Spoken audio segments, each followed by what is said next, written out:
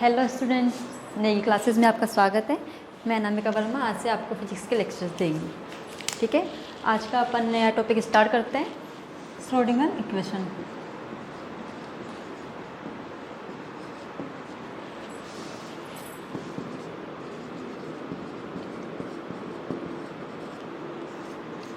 जो श्रोडिंग नामक वैज्ञानिक था, उसके नाम से ये इक्वेशन निकाली गई थी, जिसको अपन क्या कहते हैं, श्रोडिंगर इक्वेशंस। इसमें अपन क्या पढ़ेंगे, इसके अंदर अपन दो चीज़ें पढ़ेंगे, इसके नीड्स और जस्टिफिकेशन।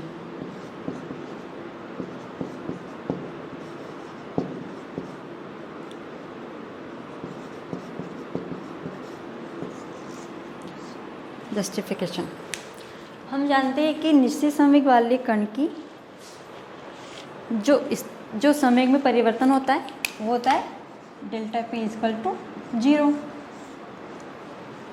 तो ऐसे कण का तरंग फलन निकालने के लिए अपने को दो चीज़ों की आवश्यकता होती है, डेल्टा पी और डेल्टा एक्स। डेल्टा एक्स क्या हो जाता है,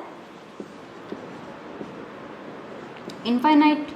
इसका मतलब ये हो गया कि किसी भी फ्री पार्टिकल का तरंग फलन निकालने के लिए अपने को इन दोनों चीज़ों की आवश्यकता होती है, जो कि इन दोनों चीज़ों को एक साथ अपन डिफाइन नहीं कर सकते। मतलब किसी भी एक सिंपल पार्टिकल पे अपन इन दोनों को एक साथ निर्धारित नहीं कर सकते। या तो उसके लिए डेल्टा पी का मान 0 और एक्स का मान भी कुछ ना कुछ होना चाहिए, मतलब स्थिति में परिवर्तन कुछ ना कुछ होना चाहिए।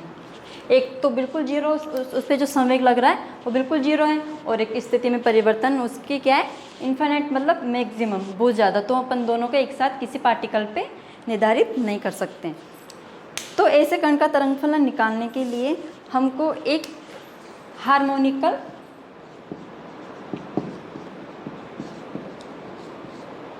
तरंग फलन के द्वारा किसी भी फ्री पार्टिकल का तरंग फलन अपने को ज्ञात करना है। और वो तरंग फलन किसके द्वारा ज्ञात करेंगे, हार्मोनिक तरंग द्वारा। इसका अपन कर्व देख लेते हैं। सबसे पहले जो कि अपना फाई ये माइनस से प्लस की ओर, देखिए इसका कर्व ये इस तरह से, ठीक है। ये इसके संचरण करने की दिशा हो गई, जिसको अपन किससे रिप्रेजेंट करेंगे, कैसे। इसका मान होता है 2 पाई अपॉन लैम्ब्डा। इसकी वैल्यूज अपन इस तरह रख लेते हैं, ठीक है। कि क्या हो गया, संचरण नियतांक, जिसकी वैल्यू हो गई अपने पास 2 पाई अपॉन लैम्ब्डा। एक होता है कोणीय आवर्ती, इसकी वैल्यू होती है 2 पाई न्यू, ठीक है। अब देखो, लैम्ब्डा की वैल्यू रखने के लिए अपने को कहाँ जाना पड़ेगा, जो प्रकाश की द्वैत प्रकृति अपन ने पढ़ी थी, ठीक है, कि प्रकाश की द्वैत प्रकृति होती है किस किस के रूप में, एक तो कण के रूप में और दूसरा तरंग के रूप में। जो जो लाक्षणिक गुण कण रखेगा वही लाक्षणिक गुण तरंग रखेगा। तो इसका मतलब क्या हो गया कि दोनों की जो तरंग दैर्घ्य हो गई लैम्ब्डा वो बराबर होगी, क्योंकि प्रकाश की द्वैत प्रकृति ये सिद्ध करती है कि जो जो लाक्षणिक गुण कण रखता है वही लाक्षणिक गुण तरंग रखती है। तो लैम्ब्डा कितना हो गया, h अपॉन पी। यहाँ पे h प्लांक कांस्टेंट और p आपको हो गया संवेग, ठीक है। तो अब इस लैम्ब्डा की जगह अपन ये वाला मान रखेंगे 2 pi upon h upon p। इससे कि k की वैल्यू क्या निकल जाएगी अपने पास, k upon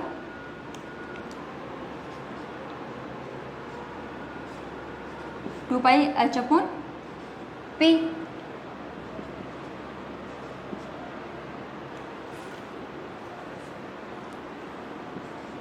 h not upon p। h not इसको बोला गया है 2h upon 2 pi upon h not. इसकी वैल्यू होती है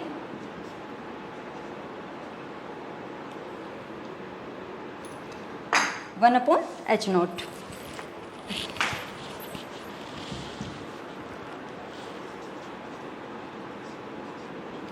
तो अपन सिंपल सा लिख देंगे, k का मान क्या निकल गया,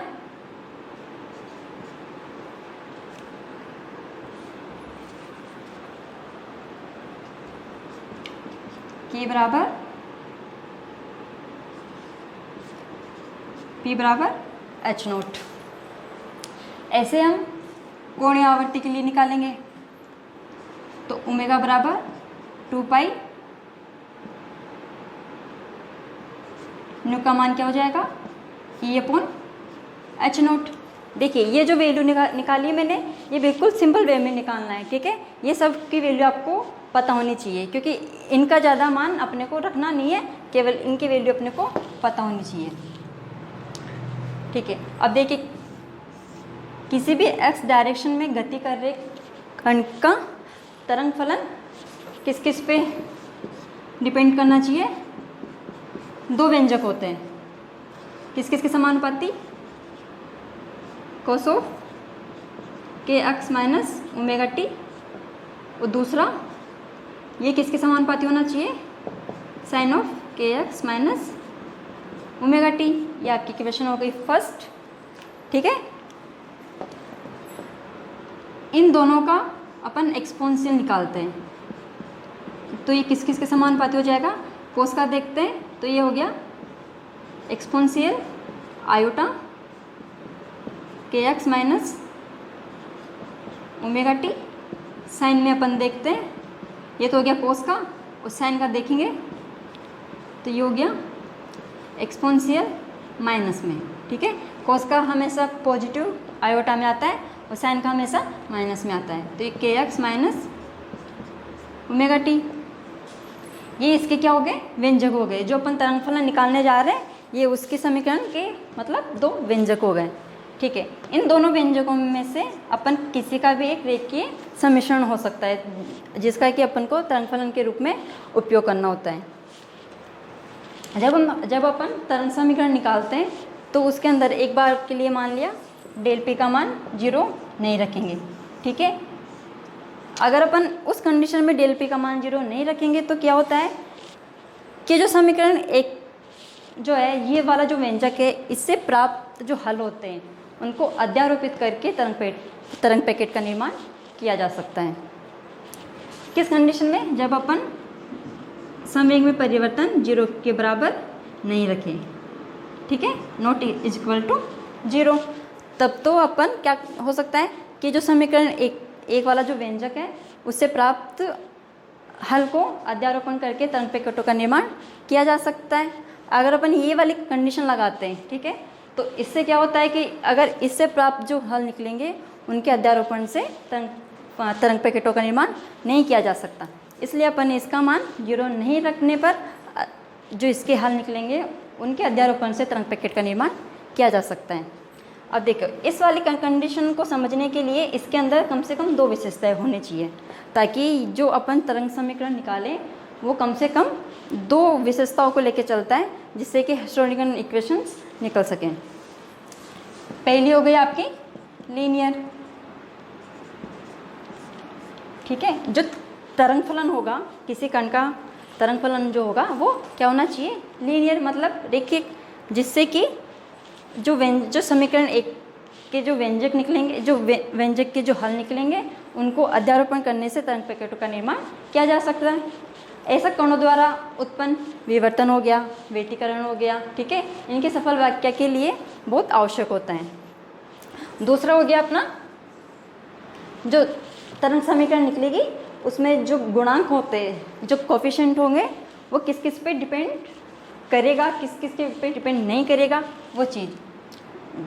जैसे कोई भी गुणांक जब अपन निकालेंगे तो उसमें गुणांक की बात करेंगे, तो जैसे कोई गुणांक हो गया तो H0, ठीक है, H0 हो गया अपना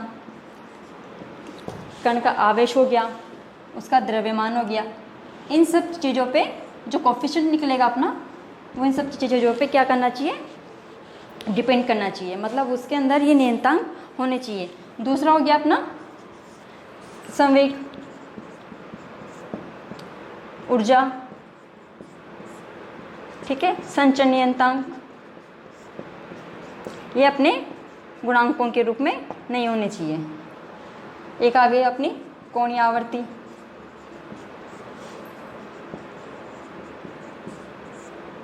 ठीक है, इसको अपन पी से रिप्रेजेंट करते हैं। ये अपना ए हो गया, ये अपना के हो गया, और ये अपना ये ओमेगा हो गया।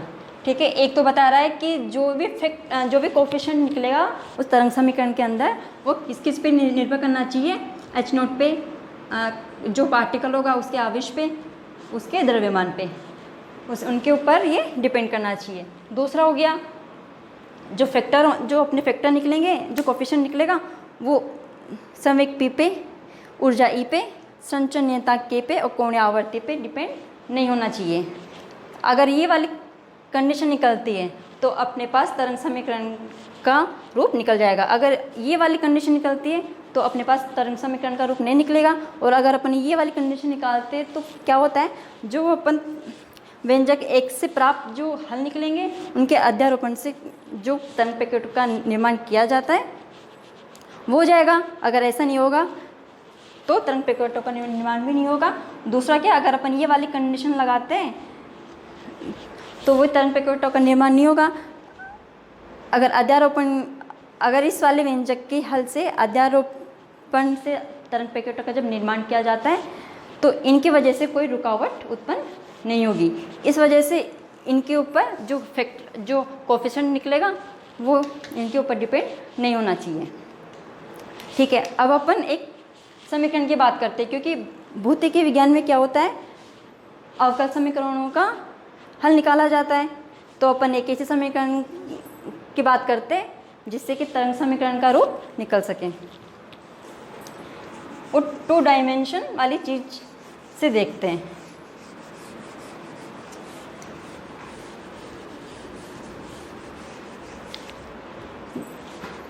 जैसे अपन ने माना, ठीक है,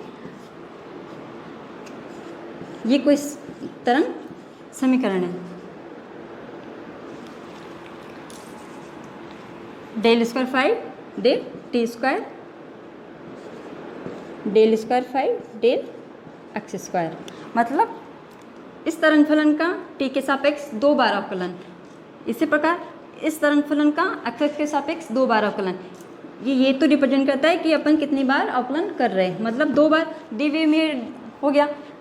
तो देखिए अभी समानुपाती का चिन्ह अपन यहाँ से अगर हटा देंगे तो del square 5 del T square बराबर गामा, ये कोई कोएफिशिएंट ले लिया समानुपाती का चिन्ह हटा के, ये हो गया del square 5 del X square.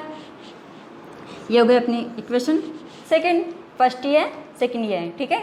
अब देखिए, अब जो इक्वेशन फर्स्ट का जो हल निकलेगा वो उन हलों को अपने को इस इक्वेशन के अंदर हलों को निकाल के इस वाली इक्वेशन के अंदर रखना है। तो सिंपल वे में अपन क्या निकाले थे अभी कि जो कोफिशिएंट गामा है वो किस किस पे डिपेंड करना चाहिए, एच नोट पे, आवेश पे, द्रव्यमान पे, ठीक है। टी हो गया अपने यहाँ पे तरंग फलन, ये गामा हो गया अपना नियतांक जो कि किस किस पे डिपेंड करेगा। ये जो चीज़ें निकली थी अभी अपने पास, इन चीज़ों को अपन इसके अंदर देखेंगे। तो गामा बराबर ये होगी यहाँ से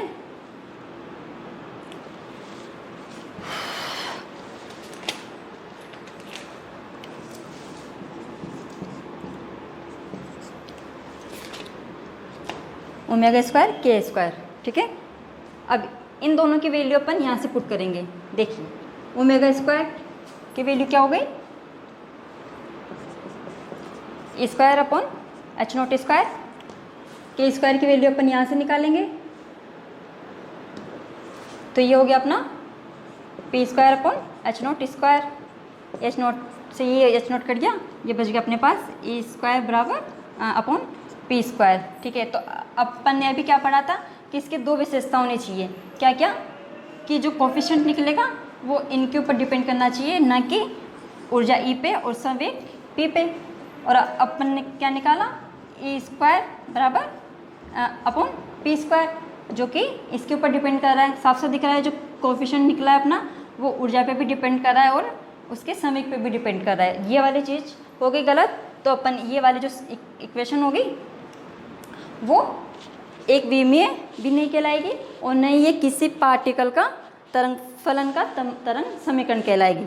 तो ये तो हो गया अपने यहाँ गलत, ठीक है। अब अपन बात करेंगे एक वे में तरंग समीकरण की। एक वे में तरंग समीकरण का मतलब क्या हो गया, ये जो अपन ने इक्वेशन लिए इसमें ज़्यादा अंतर नहीं करके केवल ये करेंगे डेल, क्योंकि अपन एक वे में समीकरण की बात कर रहे हैं और अपन ने यहाँ कौन से समीकरण की बात करी थी, द्विवे में, क्योंकि दो बार अवकलन करने का मतलब ये हो गया। अब अपन केवल सिंगल अवकलन करेंगे, तो del phi upon del T बराबर गामा, वही चीज़ आ जाएगी वापस, इसका अपन ये करेंगे। ठीक है, ये हो गया अपने समीकरण थर्ड। ज़्यादा कुछ नहीं करना, फलन का टी के सापेक्ष एक बार अवकलन, उसी प्रकार इस वाले फलन का एक्स अक्ष के सापेक्ष दो बार अवकलन।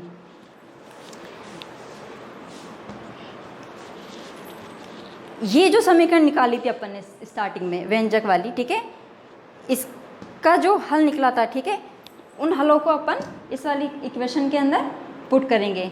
अगर इन दोनों को एक साथ पुट करेंगे तो ये पॉसिबल नहीं हो पाएगा, क्योंकि पता है कि इक्वेशन एक एक करके हल की जाती है। तो या तो अपन ये वाली इक्वेशन को सोल्व करके इसके अंदर रखें, या फिर ये वाली इक्वेशन को सोल्व करके इसके अंदर रखें। सिंपल सी बात है, इन दोनों के हल जो भी निकलेंगे, ये दोनों हल ना तो इस समीकरण के हल होंगे, जो इस वाले व्यंजक के जो हल निकलेंगे, अगर उन दोनों हलों को इसके अंदर पुट करेंगे ना तो वो इस समीकरण का हल होगा। तो अपन क्या करेंगे, इसकी जो एक्सपोनेंशियल वाली चीज़ें जो अपन ने निकाली थी, इन चीज़ों से अपन मान निकाल के इसके अंदर रखेंगे, तो वो वाली चीज़ें क्या हो जाएगी, इस समीकरण का हल हो जाएंगी। ठीक है, ये वाली चीज़ों के अंदर अगर अपन इस वाले व्यंजक से हल निकालेंगे तो ये वाले हल इस वाले समीकरण के अंदर पुट करने पे क्या होगा, ये वाले जो हल होंगे ये इस समीकरण के हल हो जाएंगे, न कि ये वाले जो एक्सपोनेंशियल वाली चीज़ होगी ये इस समीकरण के हल कराएंगे, न कि ये वाली। और दोनों में से एक ही समीकरण को अपने को यूज में लेना है, दोनों को नहीं। और एक बार के लिए ये जो कोफिशिएंट गामा निकला है, इसको एक विशेष मान दे के इसका एक मान निकाल लिया जाए। जैसे हो गया, नीचे से देखिएगा, नहीं तो मैं यहाँ से बता देती हूँ। जैसे ये इक्वेशन निकली अपनी थी, इस वाली इक्वेशन की अपन बात कर रहे थे।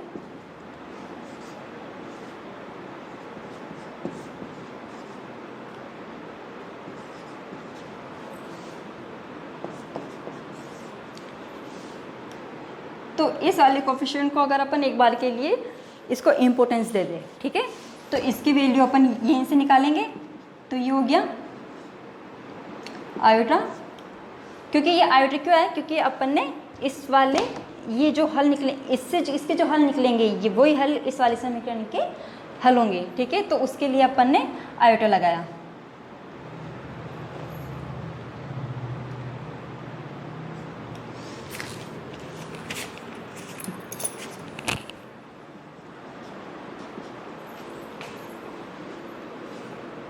अब देखिए, वही ओमेगा का मान अपन इधर से निकालेंगे, तो ये हो गया आयोटा ई स्क्वायर बराबर E square upon H naught square, k square का मान यहाँ से निकाल देंगे, p square upon H naught square.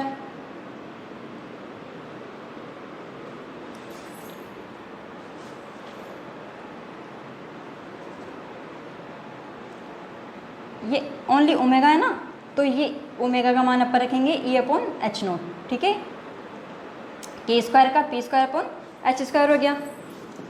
ठीक है, ये एच नोट से एक एच नोट कट गया, तो ये ऊपर चला गया, ये आयोटा एच नोट ई अपॉन पी स्क्वायर। ठीक है, अब जब अपन वापस से पी स्क्वायर का मान यहाँ से रखेंगे, तो इसका मान क्या आ जाएगा, iota H naught upon 2m। ये हो गया अपनी इक्वेशन 5। ठीक है, गामा की वैल्यू अपन ने निकाल ली, iota H naught upon 2m। अब ये जो वैल्यू निकली है, इस वाली वैल्यू को अपन समीकरण 5 के अंदर पुट करेंगे।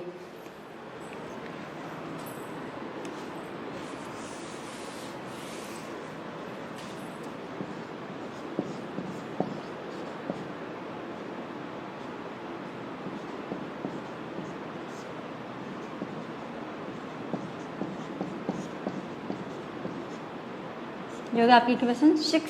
अब देखिए, जैसा कि मैंने बताया था कि किसी भी फ्री पार्टिकल की तरंग समीकरण निकालने के लिए उसके अंदर कम से कम 2 विशेषताएं होनी चाहिए, जो कि अपन ने एक निकाली थी उससे पहले, जो किस पे डिपेंड कर रही थी, जो कोफिशिएंट निकला था वो एक तो एनर्जी पे डिपेंड कर रहा था और दूसरा उसके समय पे डिपेंड कर रहा था। अगर ये वाली चीज़ को अपन लगाते, इस वाली क्वेश्चन को अगर अपन रखते तो इससे क्या होगा, इस वाले समीकरण से जो हल निकलेंगे उसको वो अपन अध्यारोपण करके तरंग पैकेटों का निर्माण नहीं कर सकते। अगर अपन इस वाली क्वेश्चन की बात करते तो देखिए गामा की वैल्यू अपने पास ये निकली थी, इसको अगर यहाँ पुट करेंगे तो ये जो गामा है ये किस पे डिपेंड कर रहा है, H0 पे, और उसके जो कर्ण है उसके द्रव्यमान पे, जो कि अपन ने पढ़ा था कि जो भी कोफिशिएंट निकलेगा तरंग समीकरण के अंदर वो किस पे डिपेंड करना चाहिए, H0 पे, उसके जो कर्ण होगा उसके द्रव्यमान पे, उसके आवेश पे, और एक H0 जो कि प्लांक कांस्टेंट होता है बार। तो अपन ने यहाँ से देख लिया कि इस पे डिपेंड कर रहा है, इसकी वैल्यू यहाँ पुट कर दी गामा की।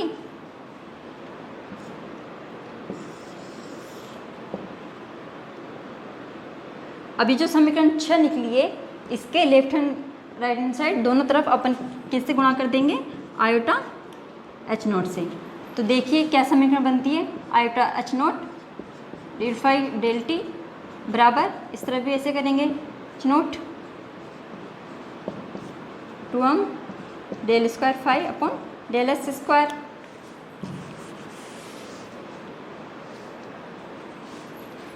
ये iota H0 del phi upon del T बराबर, आयोटा को अगर अपन आयोटा से गुणा करते तो इसका मान क्या हो जाता है, -1 में।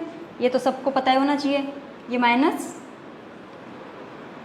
ठीक है, iota square upon 2m del square phi upon del T del X square.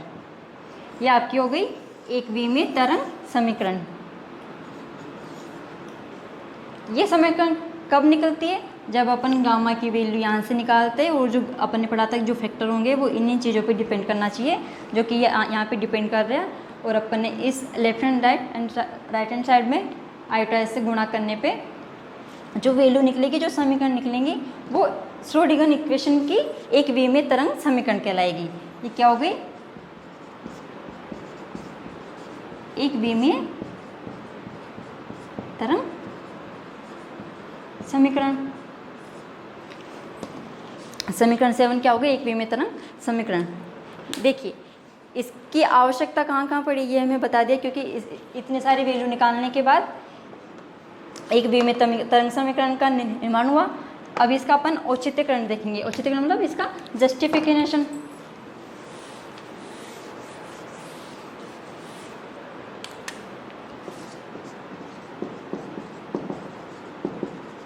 Justification मतलब इसका औचित्य। औचित्य ज़्यादा कुछ नहीं है, बस ये चीज़ ध्यान में रखनी होगी, जो अपने पास ये जो व्यंजक निकला था, ठीक है, इस वाले व्यंजक को अगर अपन इस वाले इक्वेशन के अंदर पुट कर दें, पुट करने का मतलब है इसके जो अध्यारोपण करने से जो हल निकलेंगे, अगर उन हलों को अपन इस वाले इक्वेशन के अंदर रख के देखते हैं तो इसके लेफ्ट हैंड साइड में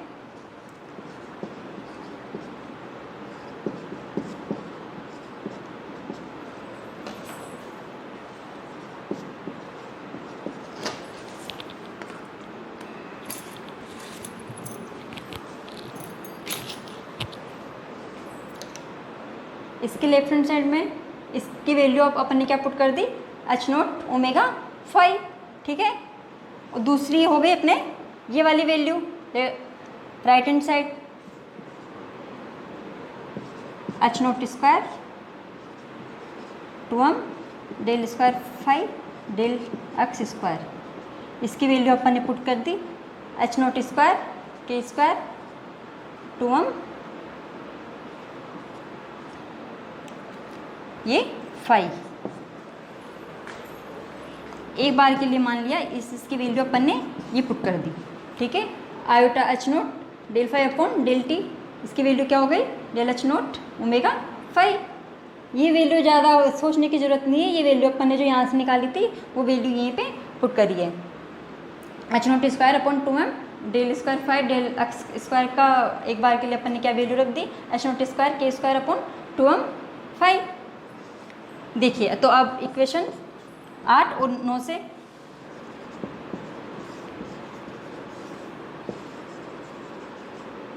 अपन क्या देखते हैं, H0 omega phi is equal to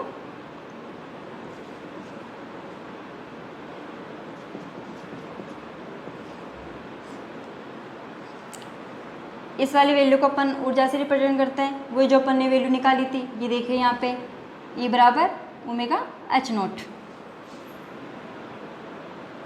ये हो गया। ये वाली वैल्यू अपन यहाँ रख दी, तो अपन इस वैल्यू की जगह ये वाली वैल्यू रख सकते हैं E फाई, ठीक है। और इसकी वैल्यू हो गई P स्क्वायर अपॉन 2m। ये वाली वैल्यू भी यहीं से देखिए, के स्क्वायर का मान P square upon H0 square, ये वाली वैल्यू यहाँ से अपन ले आएंगे।